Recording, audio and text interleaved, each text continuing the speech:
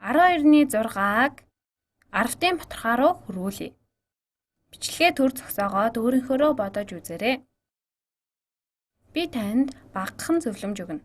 Та үүнийг шилжүүлэхдээ 12-ын биш 10-ын батархаа руу шилжүүлнэ. Тэгэхээр үүнийг дүрсээр илэрхийлж үзье. Энд байгаа босоо тэгш өнцгтийг 12-ны 1 хэмжээтэй гэж үзье. Энэ бол 12-ны 1. Одоо 12 чирхэг 12-ны 1 үүсгэе. Үүнийг хуулаад тавья. 2 12-ны 1.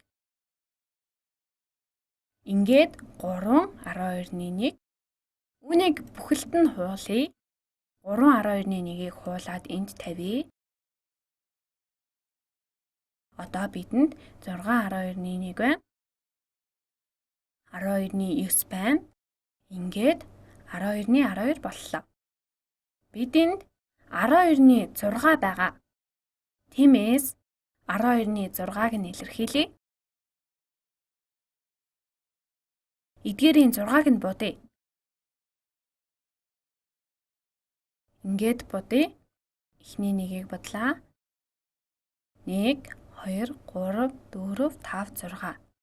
Ингээд боллоо. Энэ бол 12-ны 6. Бүгдийг нийлүүлээд бодвол амарх юм байна. Ингээд бид 12-ны 6 гэсэн батархааг илэрхийллээ. Одоо үүнийг 10-ын батархаагаар хэрхэн илэрхийлэх вэ? Тэгэхээр одоо миний хэлэх гэж буй зүйл бол 6 ба 12 нь хоёулаа 6 хуваагдана. Тэгэхээр би үүнийг бүхлээр нь биш 12-т биш хагаслан хуваавал ямар вэ? Хэрхэн хуваах вэ? Бид үүнийг бүхэлд нь 2-ны 1 гэж хэлж болно. 2-ны 1. Энэ бол нөгөө хагас буюу 2-ны 1. Үүнийг бодох өөр нэг арга нь 6 12-ны 1-ийг аваад бид эдгээрийг хамтд нь нийлүүлвэл 2-ны 1 гэж үзэж болно. Нийт хэсгүүдийн тоог бидэнд байгаа 6 хэсэгт хуваана. 6 хэсэгт хуваая. Одоо бидэнд зөвхөн 2 хэсэг байна. Бидэнд зөвхөн 2 хагас байна. Энэ бол хагас буюу 2-ны 1. Харин энэ бол нөгөө хагас буюу 2-ны 1. Бидэнд 12-ны 6 байгаа. Эдгээрийн 6-г нь нэг хэсэг болгож авбал 12 хэсгийн оронд зөвхөн 2 хэсэгтэй болно. Харин энэ 12-ны 6 яах вэ? 6 хэсгийг хамтд нь нэг хэсэг гэж үзсэн. Иймээс бид үүнийг 6 хуваана. 6 хуваана. Ингээд 2-ны 1-тэй тэнцүү болно. Энэ хэсэг нь 2-ны 1 болно. Бид үүнийг өмнөх бичлэгүүдээрээ үзсэн. Өмнө нь бид хүртгэл болон хуваарийг ижил тоогоор үржүүлэн тэнцүү батархаа гаргаж байсан. Энэ удаа мөн хүртгэл болон хуваарийг ижил тоонд хуваан тэнцүү батархаа үүсгэнэ. Тиймээс 2-ны 1 бол 12-ны 6-тай тэнцүү. Яах гэж хуваасан бэ гэхээр бидний зорилго бол 12-ны 6-аг 10-ын батархаа руу шилжүүлэх. 2-ны 1 бол 10-ын батархаа руу маш амархан шилжинэ. 2-ны 1-ийг дахин бичье. Яг энэ шиг 2-ны 1-ийг дахиад илэрхийлье. 2-ны 1-ийг би энд дахиад илэрхийлье. Энд үрсийг бүтэн гэж үзвэл бүрэн зураатах юм.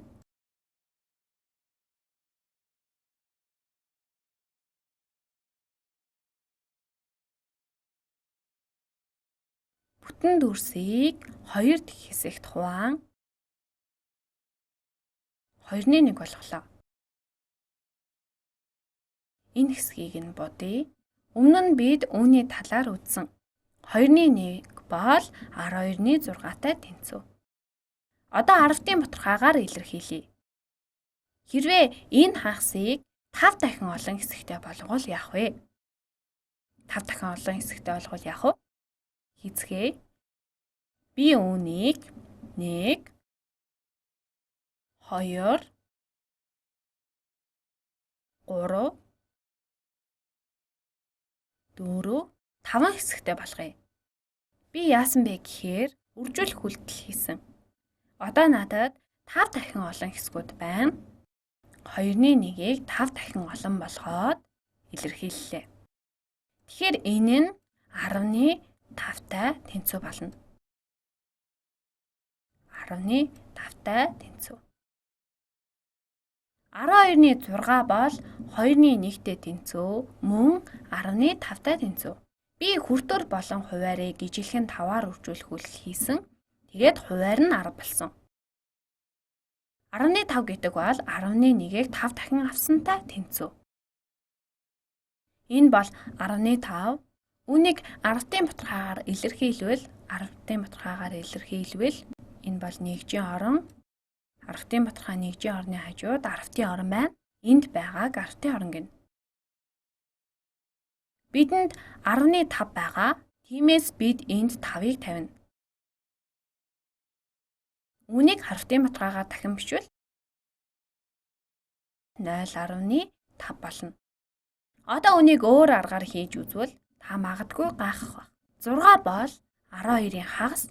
Тэгэхээр 10-ийн хагас юу вэ гэж асуух байх. Мэдээж 5 бол 10-ийн хагас. 15 бол 5, 11. 15-ыг 10-ын бутгаагаар илэрхийллээ.